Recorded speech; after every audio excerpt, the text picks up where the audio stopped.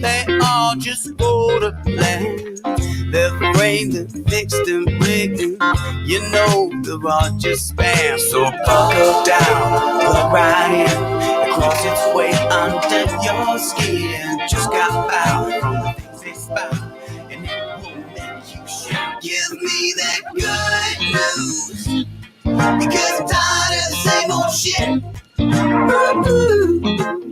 All right. The good news is that it's time for the Grounds with Giles and Jones, brought to you by the absolutely amazing Community Home Inspections. At Community Home Inspections, it's their goal to enhance your home buying experience by providing you with impartial information so you can feel more confident about your buying decision. They give their customers the most personalized service possible. They are licensed and fully insured with over 20 years of experience. They always treat their customers the same way you would want to be treated, and they would want to be treated, with respect and concern for your hard-earned money. Call them at 847-401-9501 or visit them online at communityhomeinspections.net. Gentlemen, good morning. Good morning. How's everybody doing today? We're here. What did that? Your daughter's 12 years old. Yeah, yesterday? we Did her celebrated. party just put you under the table or something? Well, we took good care of her, but as the kids get older, until they can drink, birthdays that those teenage years birthdays, they just kind of want to hang out and do nothing, and it's not a big deal anymore. And then when you can drink, then it's like, hey, let's go drink. Yeah, right. Let's go have a couple cocktails. You could have gone last night. Actually, saw Uncle Pete at Fiesta Days. Yeah, and had, what was it, the Cask and Barrel? Yeah, Cask and Barrel was last night, and I would have been serving you your very first drink, a whiskey and lemonade.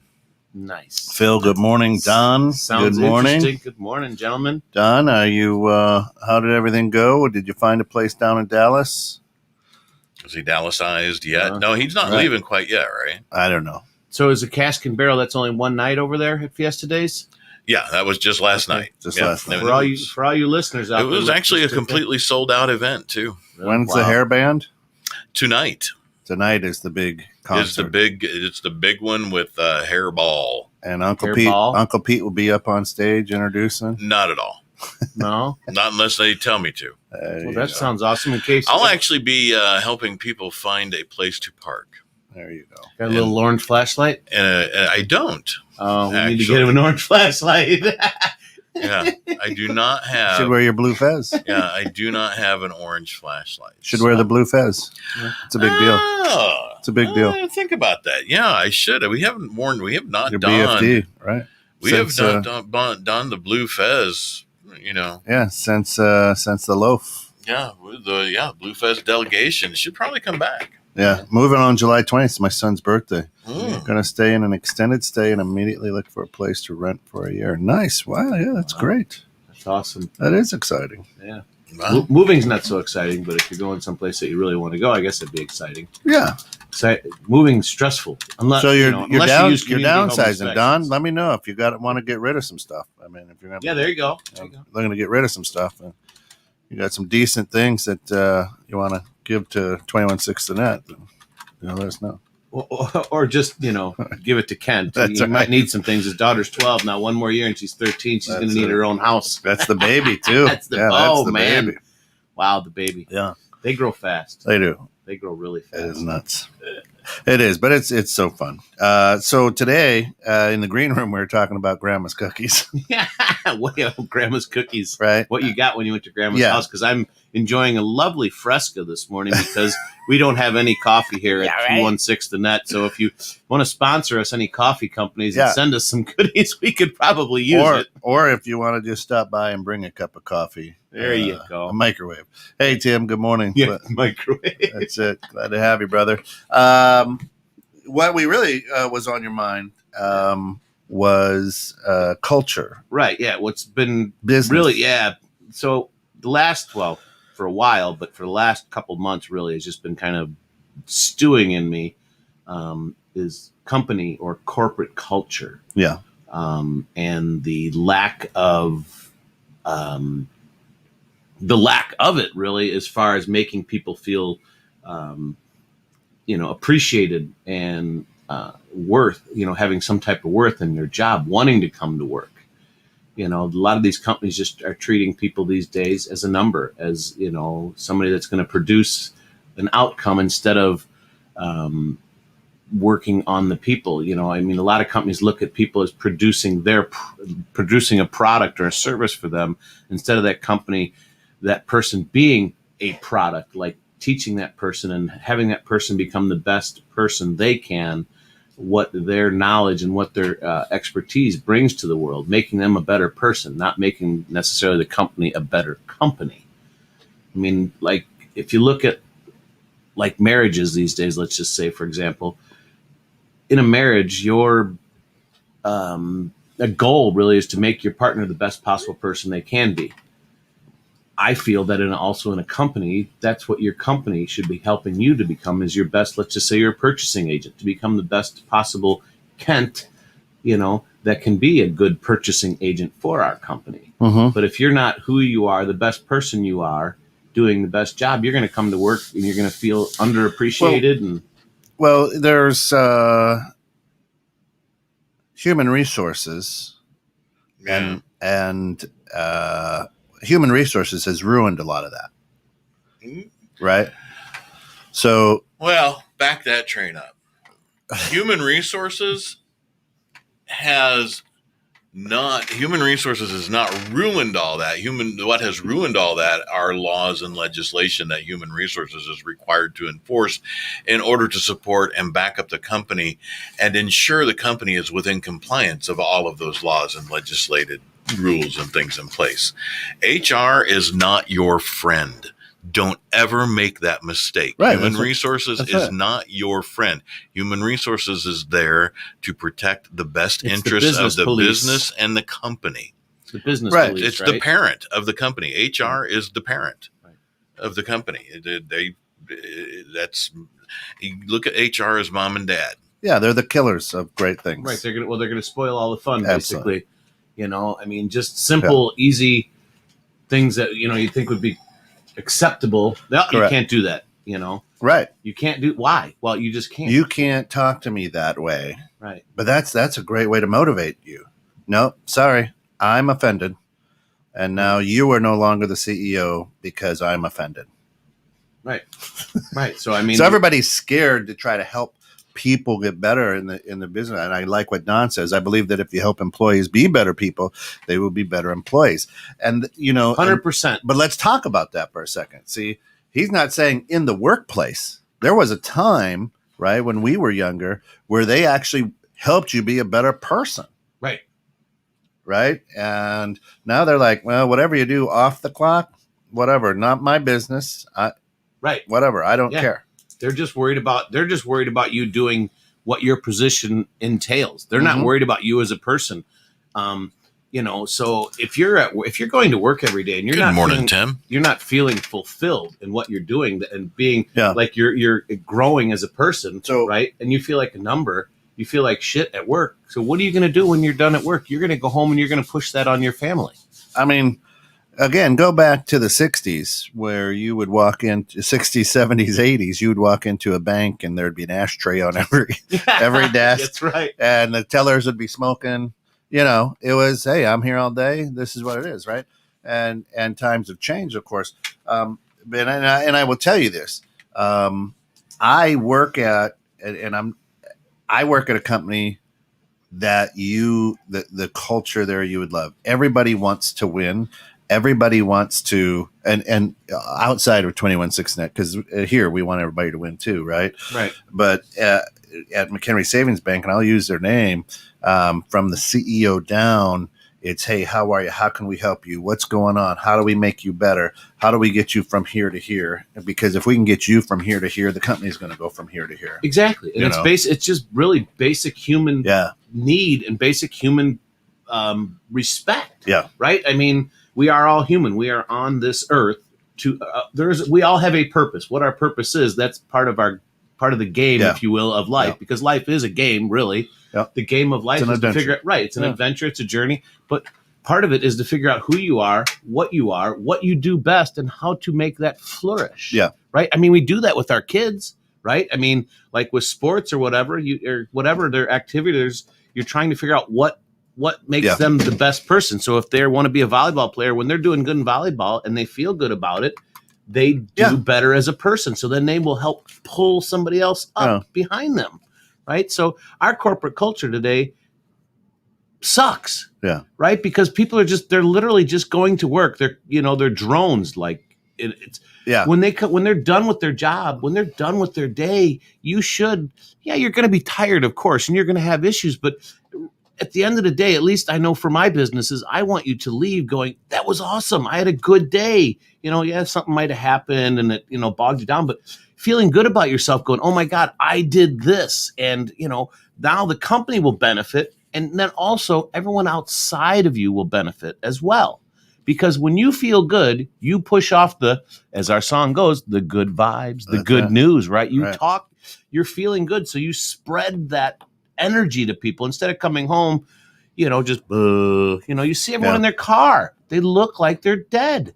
Yeah. There's a lot of that. Yeah. Yeah. I mean, coming home tired is one thing, but you can come home tired and still feel like you did something positive. And our corporations are not doing that today. They just want you to produce. Look, I'm paying you X amount of money per year, and this is what you're expected to produce. Yeah. You're not supposed to be a better person and help Jane sitting next to you to take your job. I mean, realistically, when I hire somebody for our businesses, I want to train them to take my job.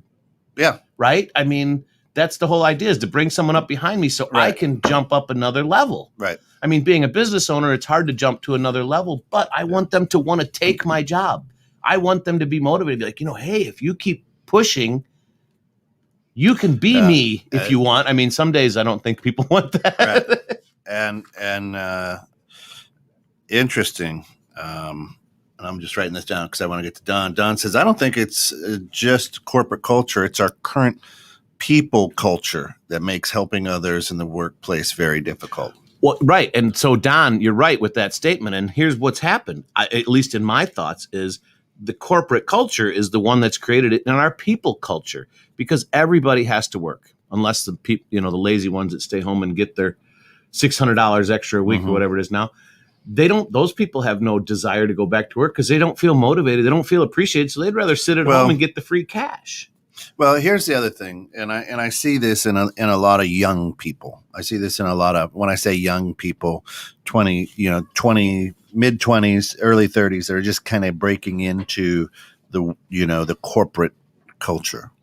Is they all feel entitled, right? So, hey, you got to start at the bottom. You got to sort the mail. You got to take the garbage out. You know what I mean?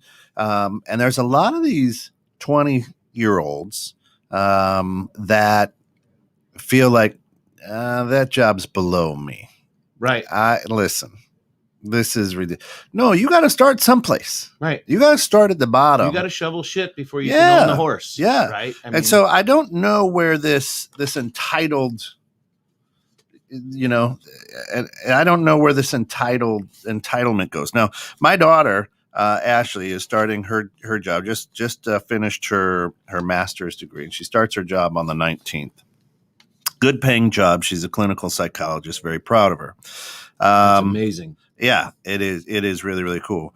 And the interesting thing is, she's moving. So her boyfriend is going to medical school, so they're moving. And the move is on her second week at the job. Right. Wow. And here's what I love about my daughter. Their move is going to be on Friday, the 29th. Okay.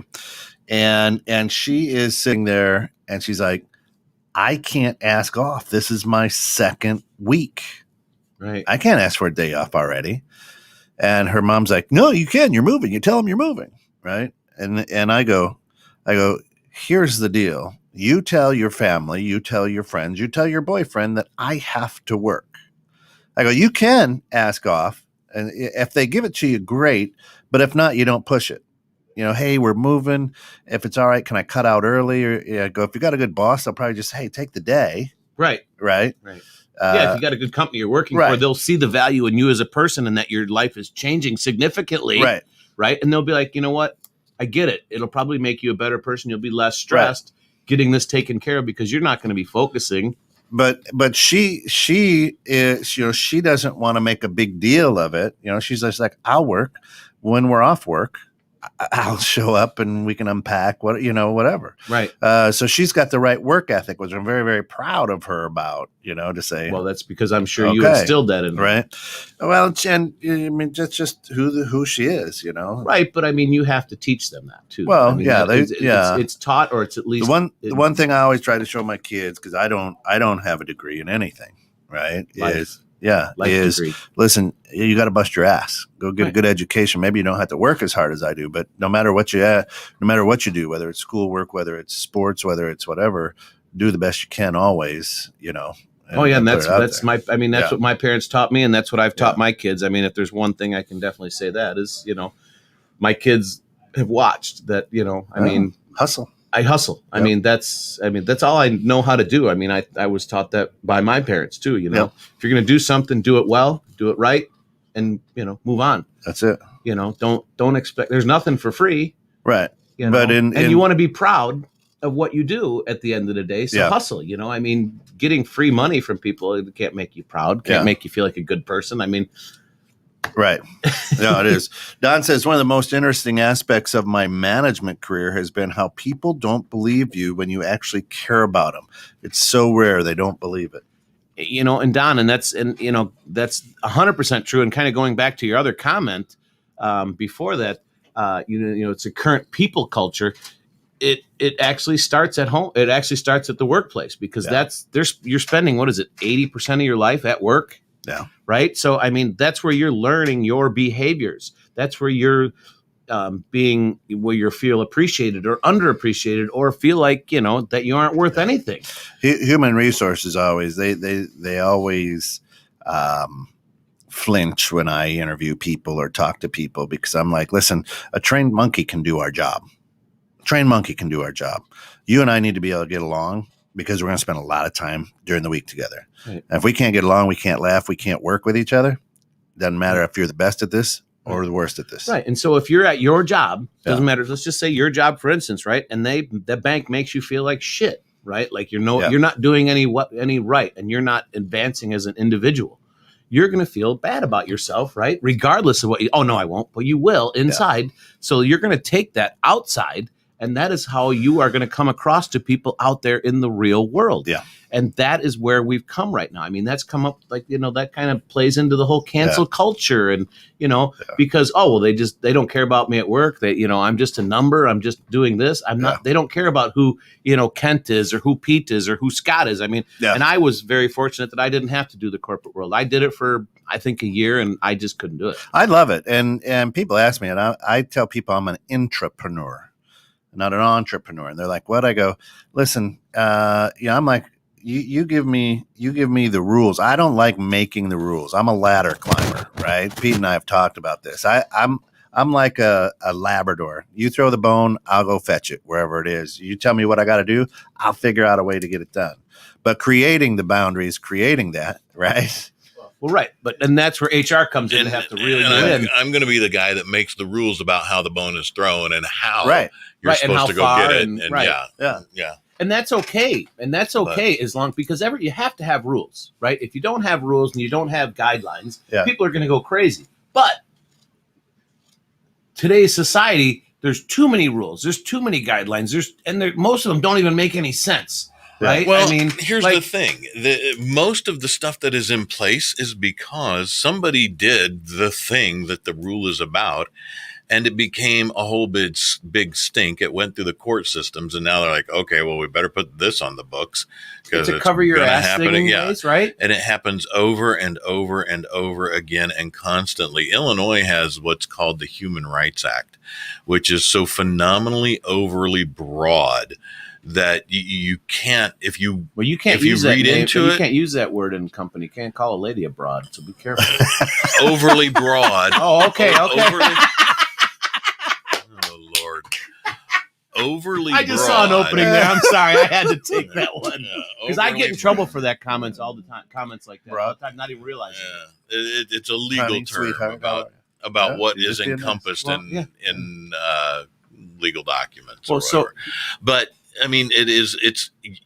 If I read you the Human Rights Act for Illinois, and you can go look it up, and Pass, in fact, thank you. Yeah, right. We'll take your word on it. technically, though, every single employer who has even one employee in the state of Illinois must inform their employee or ees about the Illinois Human Rights Act and refer them to it online. You can Google it and look at it and read it there.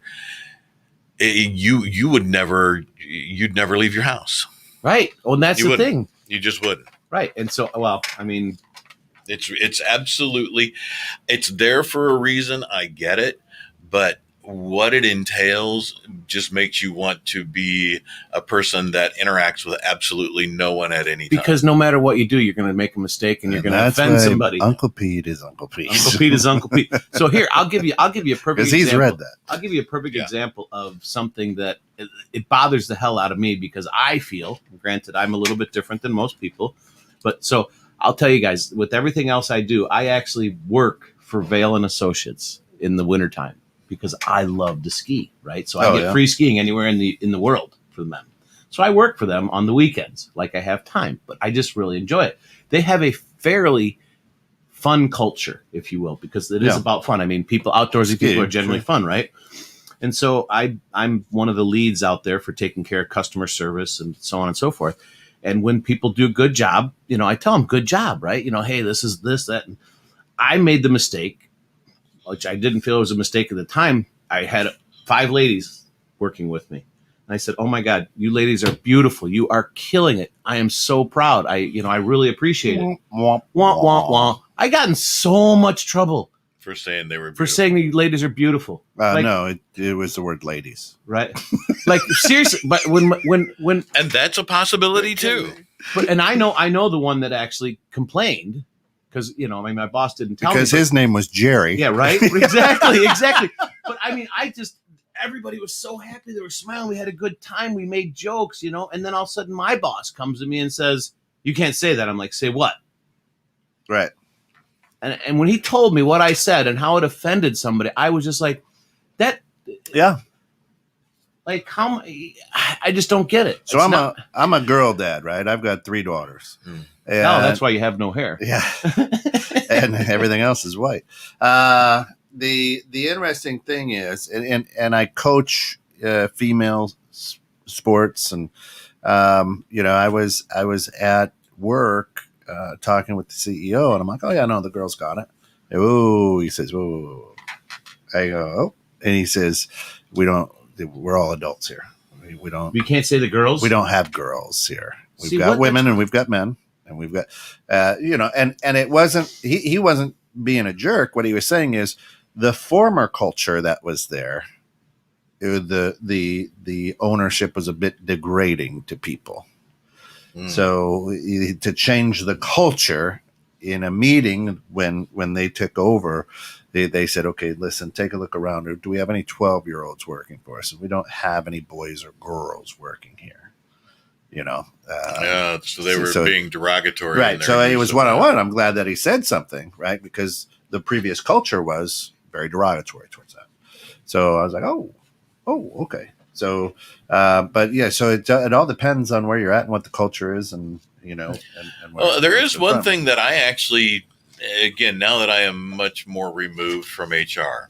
In fact, I just had to step out to take an HR call. But the one thing that I do have difficulty with is looking at people who are in the age category of my own children and viewing them as adults.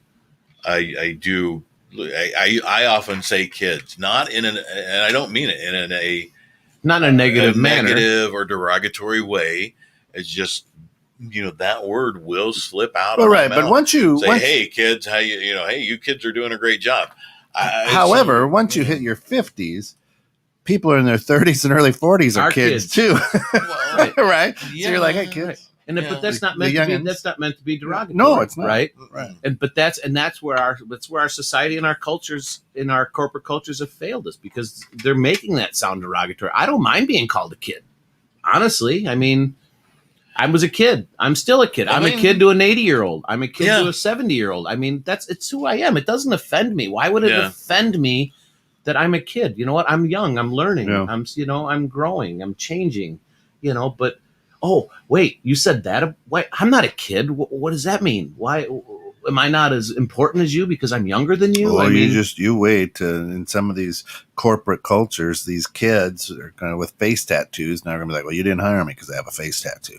Right. Well, you're right. All right. Right. And that's our culture that's doing that. What would drive you to want to get a face tattoo? I mean, an arm tattoo, one thing, but I mean, that's the thing. It's just people are going home feeling like shit.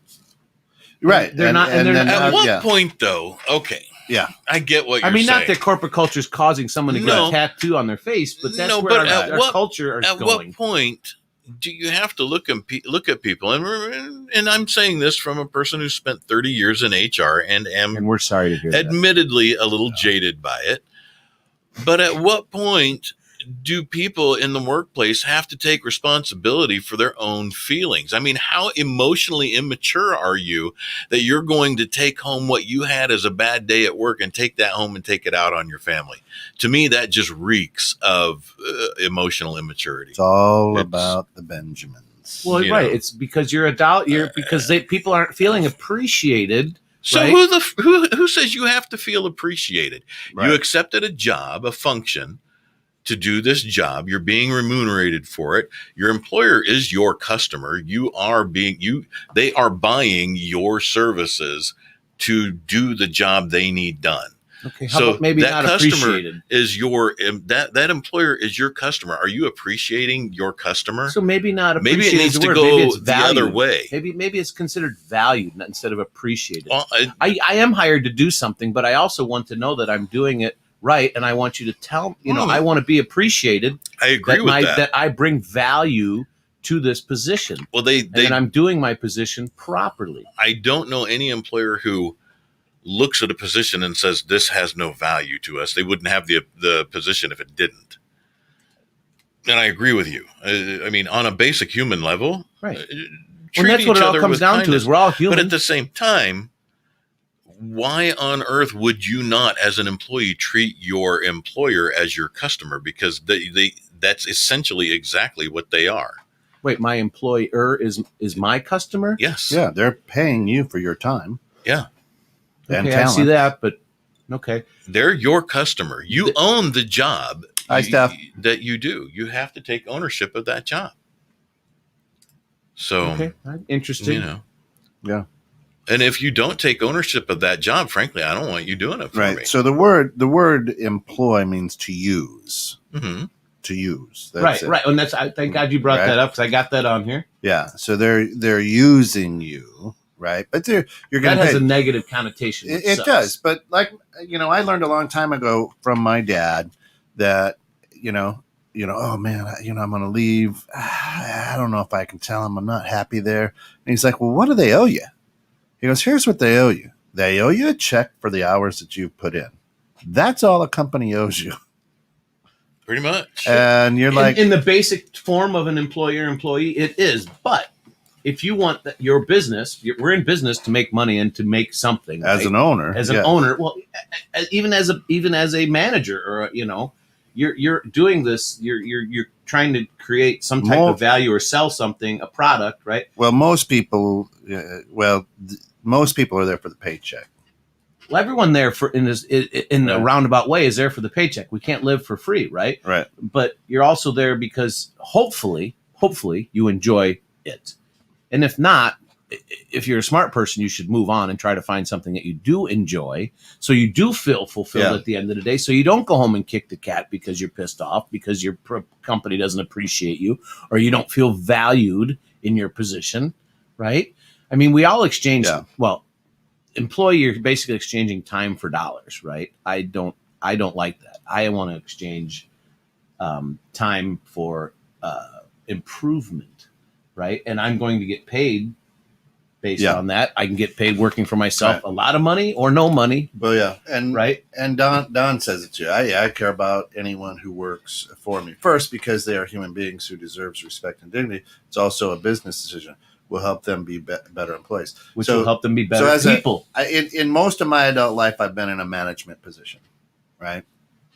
And the first thing that I always tell people who come to work is, listen, you will never work for anybody like me ever again in your life. And I go, because I genuinely give a shit about you and your family. And that's huge. Right? That's huge. Now, HR doesn't like that because that's exactly what I say. I genuinely give a shit about you. Most other managers you're ever going to work for the rest of your life in the world. And I have people who worked for me, almost 20 years ago who still call me up and go, man, it was such a blast working for you. Right? Because you probably made them feel valued. Well, here's what I tell them. You don't work for me. Unless I'm signing your check, you don't work for me. We work together as a team. We're on the same team. And see, there's a big difference right there. That's a key. You noted something that's very, very elemental as far as how you work together with people when you're not the one writing the paycheck. That's important. So like in my role now as the head of the mortgage department over at McHenry Savings Bank. Call him any day. That's right. Awesome. We've got great rates and great rates. Ooh, look at those low rates. Anyway, so people will be like, "Oh, that guy is my processor," and I never say that. I'm like, "Hey, you know what? Michael is the processor on our team.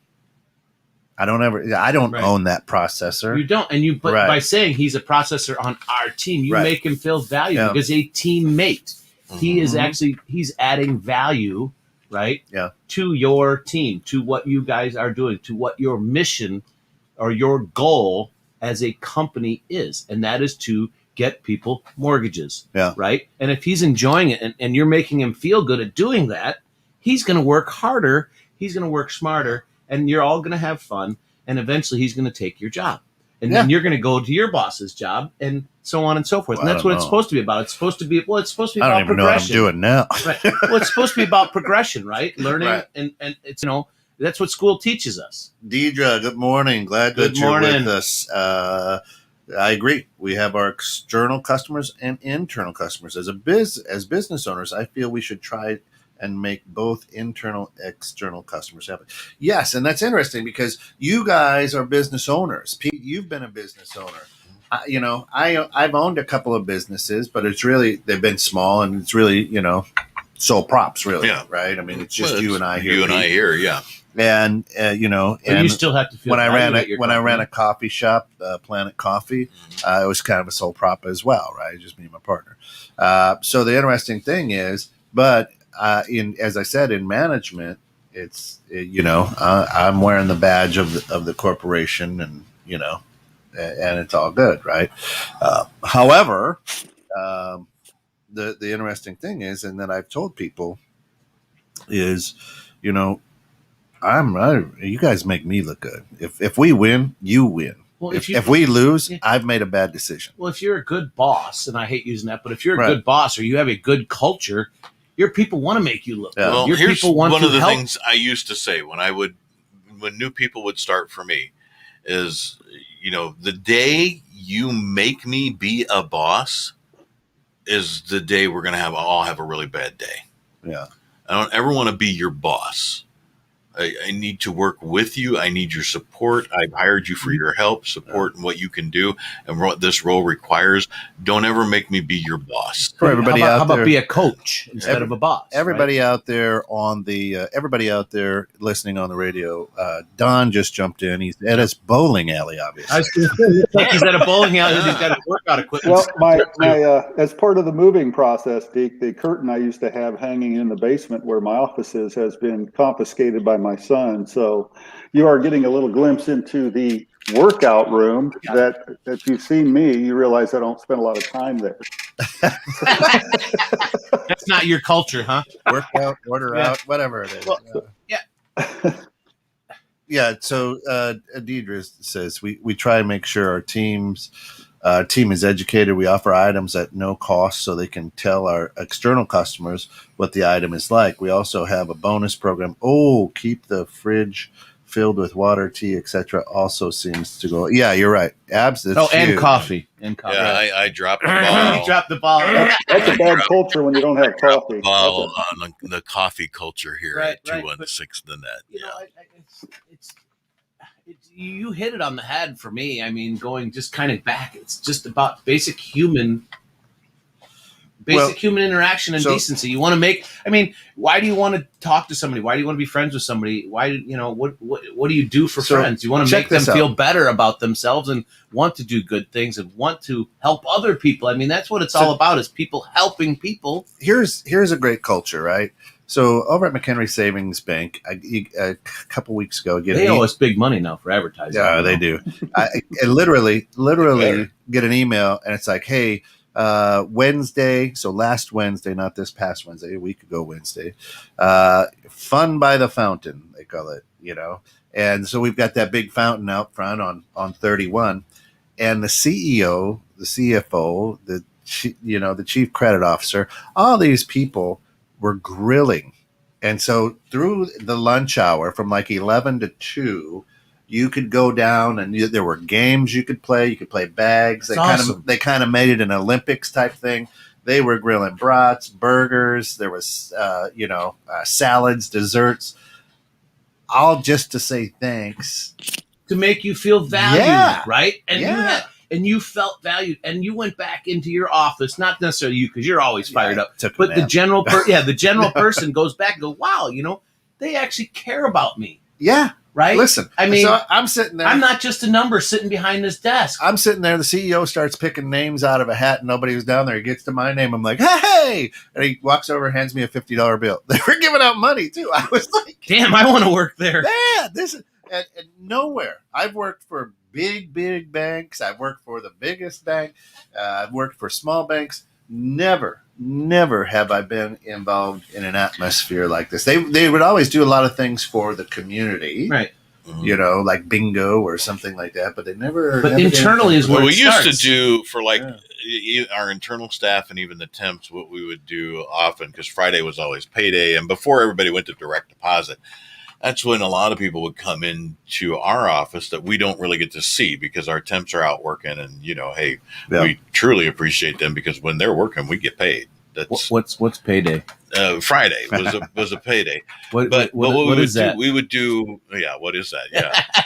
What we would do is we would set up like games and we would have snacks and food and, tons of, because I like it, ho-hos, Twinkies, ding-dongs, all that kind of stuff, chips, dip, absolutely nothing healthy. Just sugar coma. It was a sugar coma Friday. But we'd also do games, and we would do toss the ball in a cup. Whoops, we lost Don. He'll be back. Lost the ball in a cup, and lost the ball in the cup. We did not lose the ball in the cup. We tossed it in the cup. But we would do like darts at balloons. Yeah. But we would put money in, like we didn't hand them, but like they pop a balloon and there'd be money in it. Because we'd roll it up and show it at the balloon, blow it up. And they go, oh, and sometimes it would just be $5, sometimes 10, sometimes doesn't 50. Matter even it's only $1. It doesn't matter. Yeah, but they'd be, is there money in there? I'm like, yeah, sure, so you won. Right. So and the joy that brings and it people. was just fun, and people would sit and hang out and talk, but we would learn through all of that. We would learn what's going on with them at our client companies and whether they like, if there's some issues, if there's something that they don't like about it. And it gives us a reason to follow up with our client too. When I can call and say, hey, Sandra absolutely loves that you're doing this over there. Because at some point they're going to make a decision whether they hire that employee on or not. Yeah. And we want them to know that person loves it. We want them to know we found that person for you. And therefore you're going to keep coming back to us and looking for more people. So it was all about communication.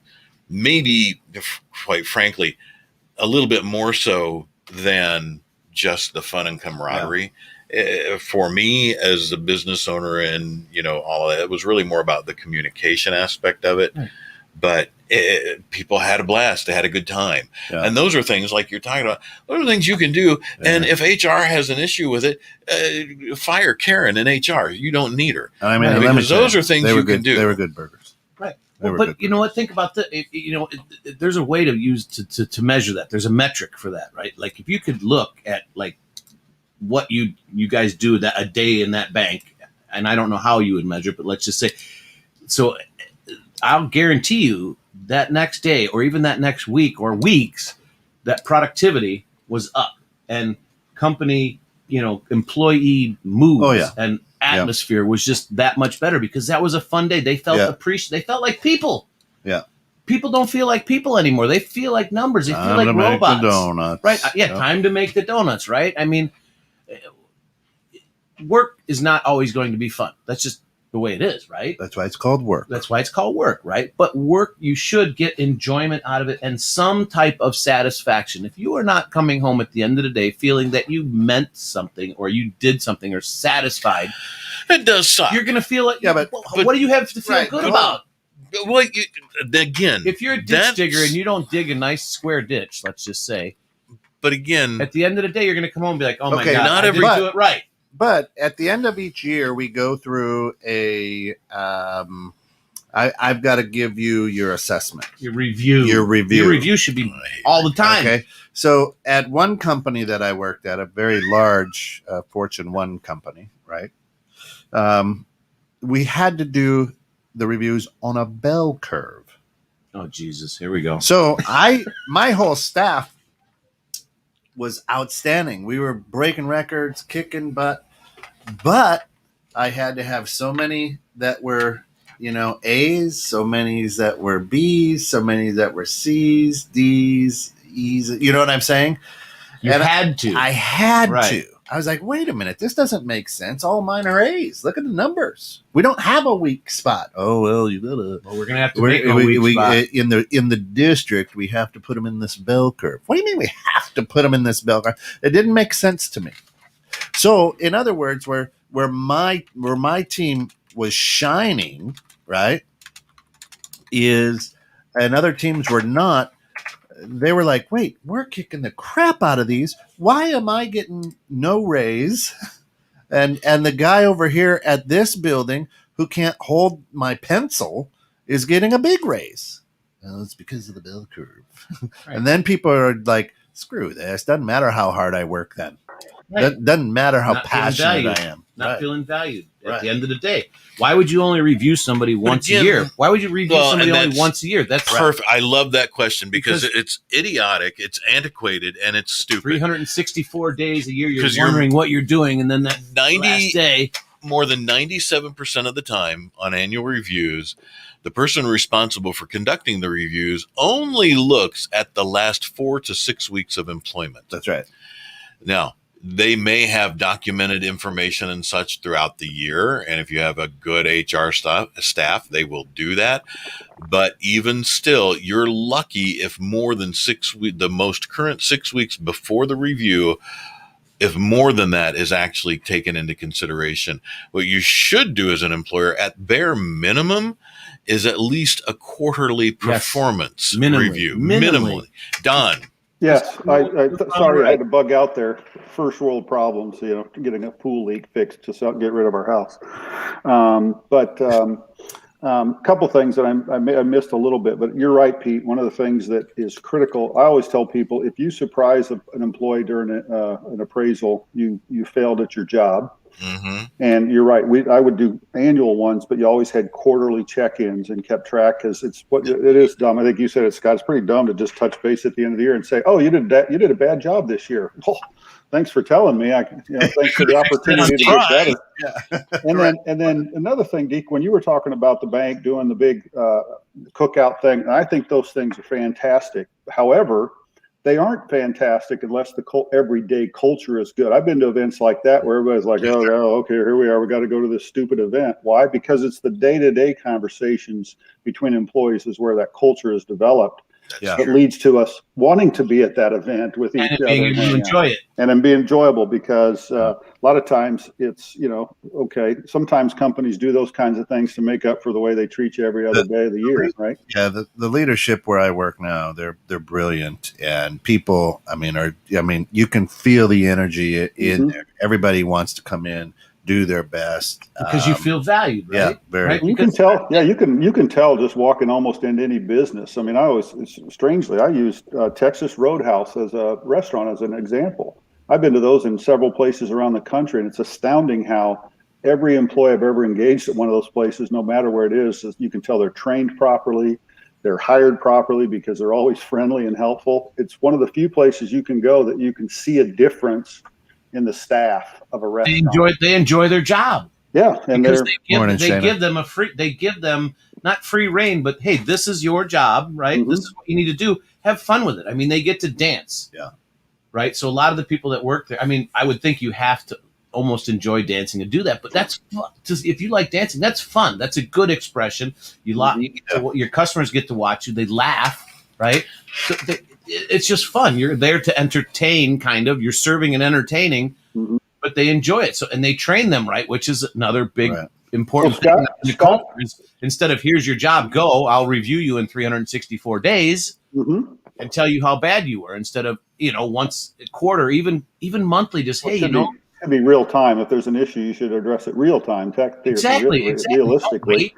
Don't but wait. Scott, I wanted to ask you, Scott, if I asked you, Scott, you've worked with people, worked for people, had people work for you. This question can apply to anybody, but if you just said a great employee and you use 5 words to describe them, what would you use? How would you describe someone who's a great employee? We always talk about we want to make people better. What makes a great employee? Give me 5 words. Ooh, wow, that's a good one. Well, conscientious, knowledgeable, friendly for sure. It doesn't matter if you're sitting behind a desk or on a phone or whatever. You need to be friendly. That's a good one. Those are 3. So there's 3, right? 3. Team player, maybe. On the spot. That's a good one. I like that. No, I do like the reason I raise that is you'll never see those words on a job description. What you're going to see, 4 years experience in basket weaving is required to do this job or whatever. And you almost never say that employee is bad because they're just so terrible at their specific job. It does happen, but I guarantee you 99% of the time when somebody doesn't like working with someone, it's one of those kinds of things you just said, Scott. I always talk about them as behaviors. You can hire for those behaviors and train the skill. Like Deke said, a trained monkey can do the job, but a trained monkey can't be conscientious, team player, friendly, all of those things. But if you could hire a bunch of people that have some basic skills that fit those descriptions, those words, you're going to have a great place to work. And I used to tell people, if you're not these things, don't come work here. Right. No, I agree 1,000% with that. And that's very interesting because most employers do not hire for those what are often referred to in HR as soft skills. Yeah, I hate that word. Skills that you generally cannot teach. Right. Now, Shayna brought up a few things that are interesting here, which is what is the argument for the bell curve? That one never made sense to me either. Good morning, guys. Good morning, Shayna. And I can let Kent answer that one because I have my own opinions about the bell curve there.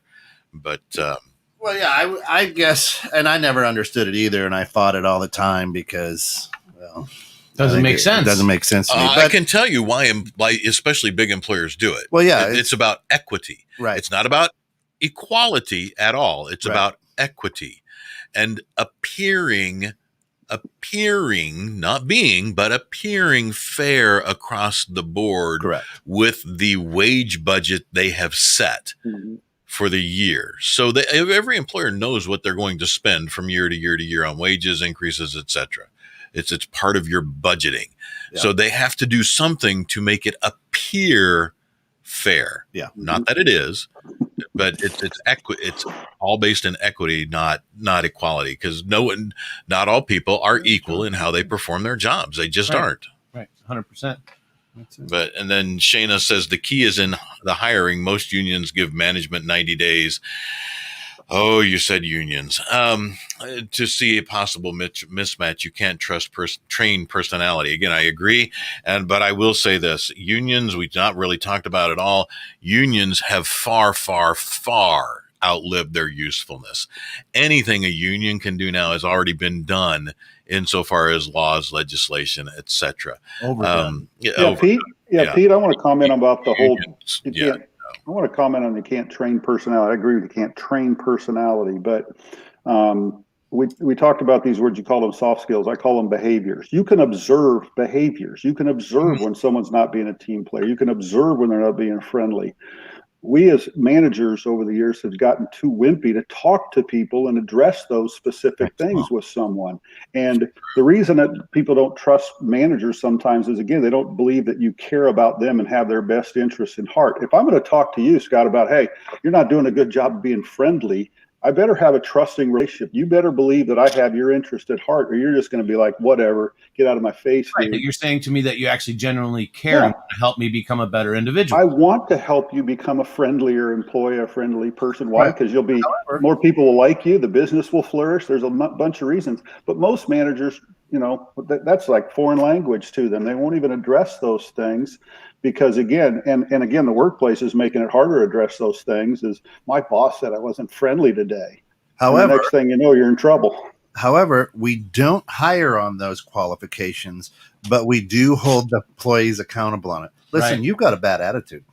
Oh, yeah. Yeah, that's a terrible one. I don't like the way that you said it. I'm your boss. All the time.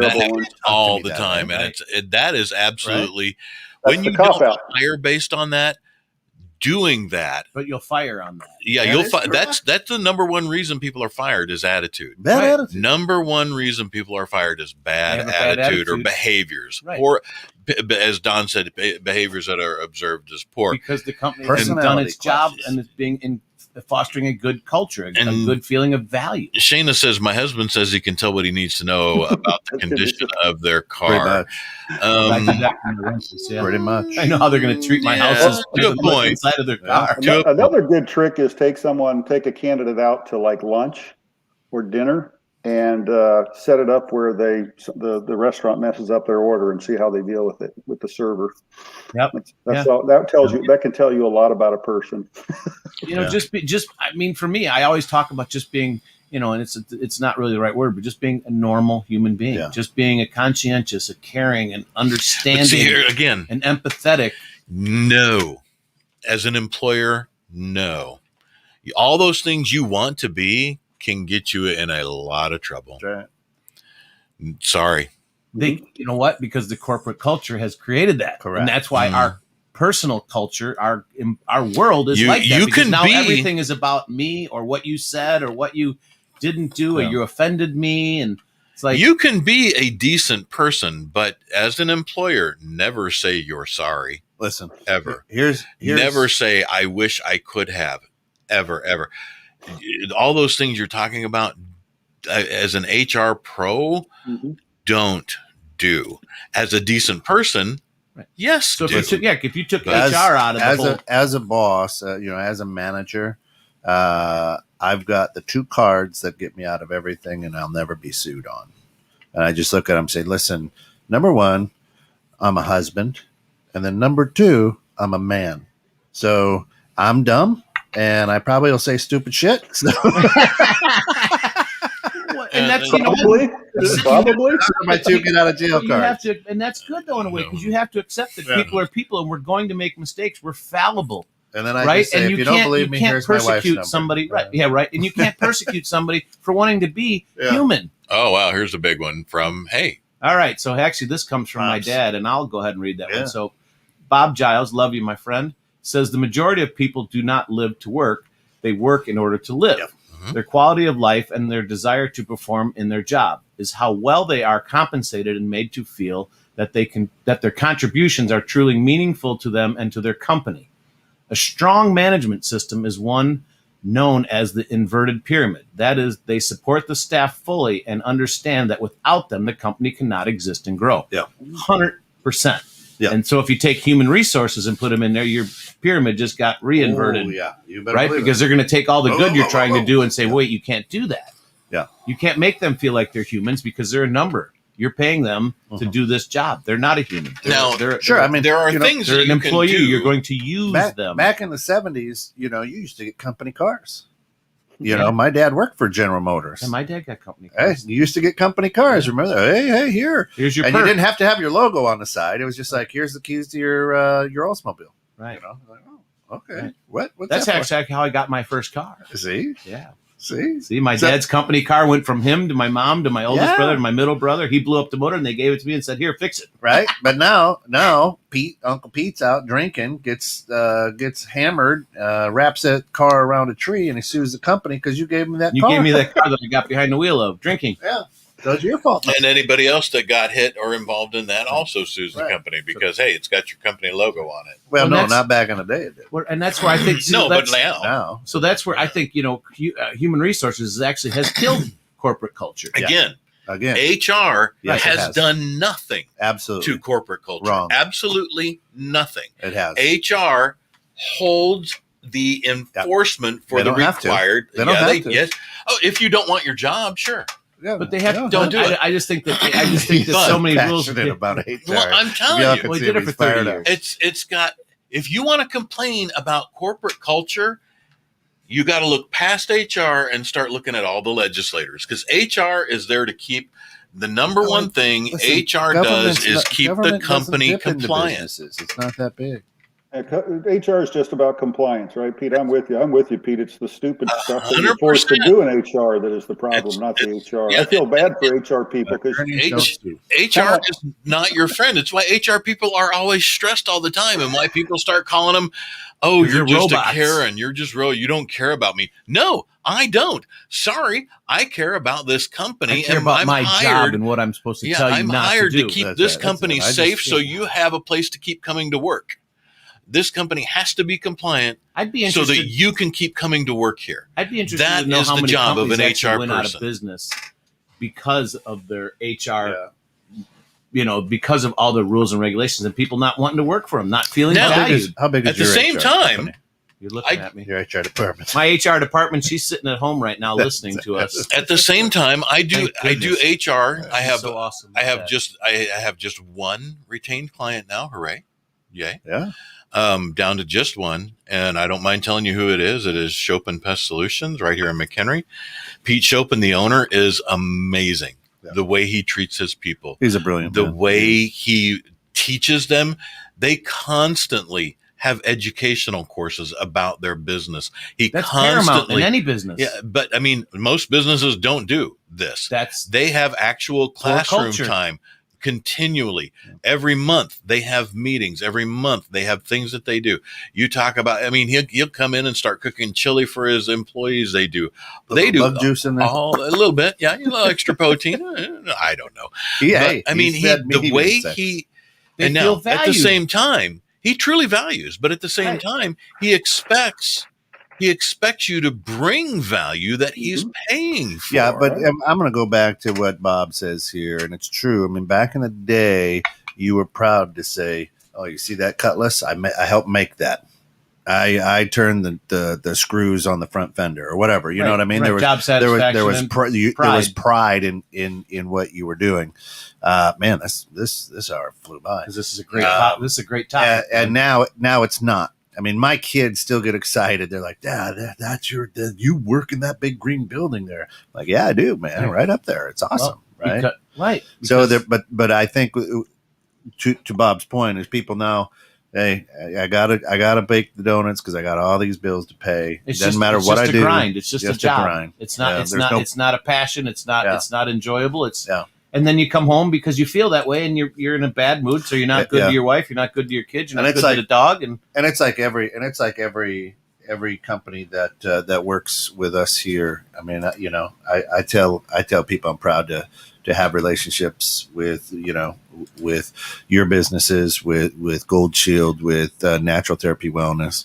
Those are great people because they're and they do human. things. They're human driven businesses, right? Yeah. And they're actually people that care about people. Yeah.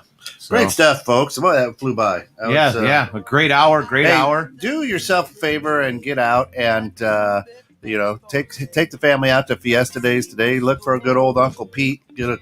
Take yourself a selfie and bring it on the grounds next week. Yeah, bring it on the grounds next week. Yeah, appreciate it, everybody. Pete, hey, Uncle Pete will be out there in a bright red shirt, doing his parking business. Yep. Maybe even something blue fez, right? Maybe, yeah. Yeah, but hey, guys out there, like we always say at the end of every show, go out there, love everybody, hug.